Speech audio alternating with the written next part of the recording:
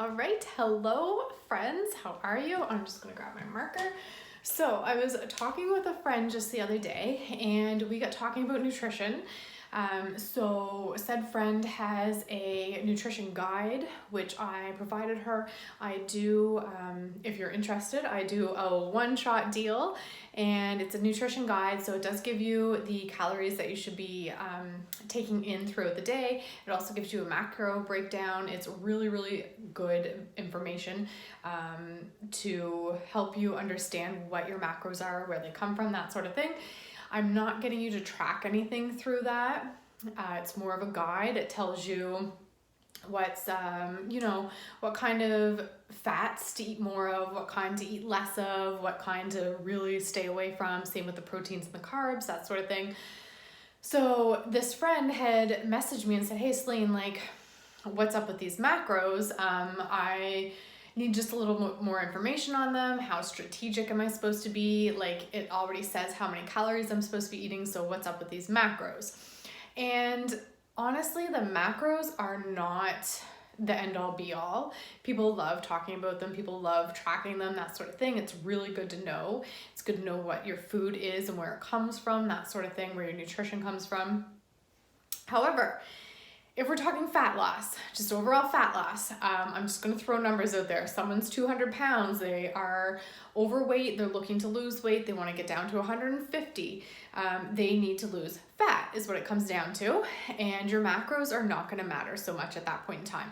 Macros are going to play a bigger factor in someone who is low body fat, someone who is lean, and they're looking to, say, add muscle mass. At that point in time, you're going to want to make sure that you have adequate protein to build those muscles, you have adequate carbs to help fuel you, and you have adequate fats to help with your joints and your hormone balance.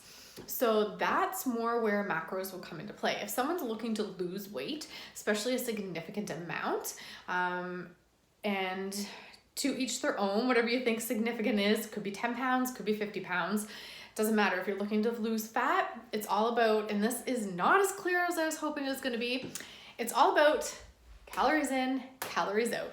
That's all you need to know.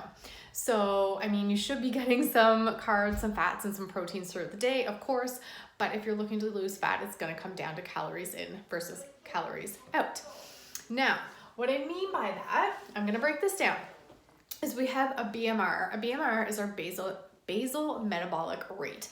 What this means is it is your needed daily intake of calories in order just to sustain yourself. So our bodies, if we were to sit on the couch and just sit there and just breathe and just be, we're going to need a certain amount of calories. Everyone is different. We're going to need a certain amount of calories just to keep us alive. So that is our BMR. And I just throw out numbers here. We're going to say it's 1,500 calories a day. So this individual, this made up individual needs 1,500 calories a day just to be.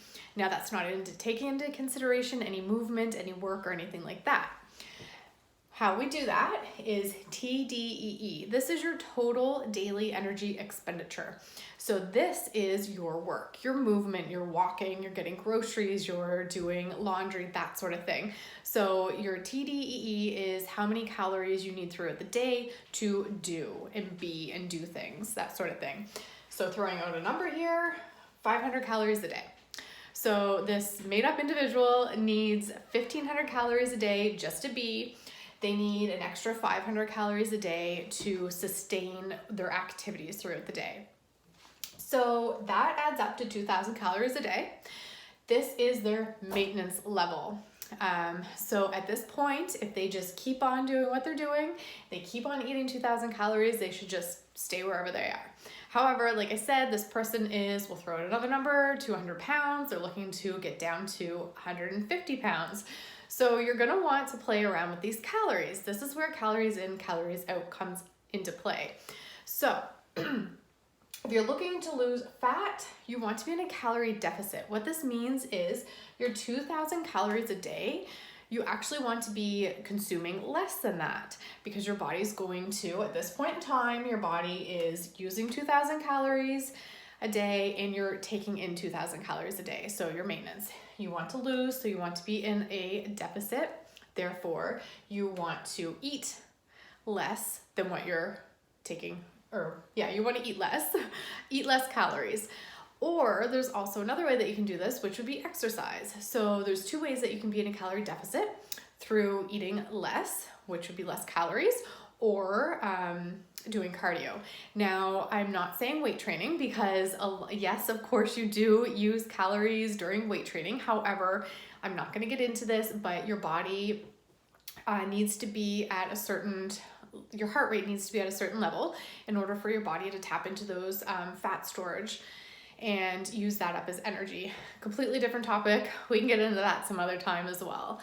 So for now, we're just looking at calories in, calories out. We want to bring this 2,000 calories maintenance level down. And something that is really good to look at and to be aware of if you're doing this on your own is a healthy deficit would be anywhere from 250 to 500 calories a day. So if your maintenance level is 2,000, you could bring it down to 1,750 calories or down to 1,500 calories. So this should equal out to about a pound to a pound and a half of fat loss or weight loss a week. So that is maintainable, that is healthy.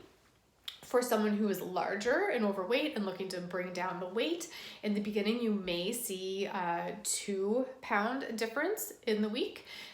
This could very well be water retention, leaving the body and that sort of stuff, and some inflammation as well. So a pound to a pound and a half a week, which equals out to about 200 to 500 calorie deficit, is maintainable and it is healthy that way. Like I said, someone larger, they may lose a little bit more in the beginning, and that's fine. Don't be concerned. So that's pretty much it. It's pretty simple.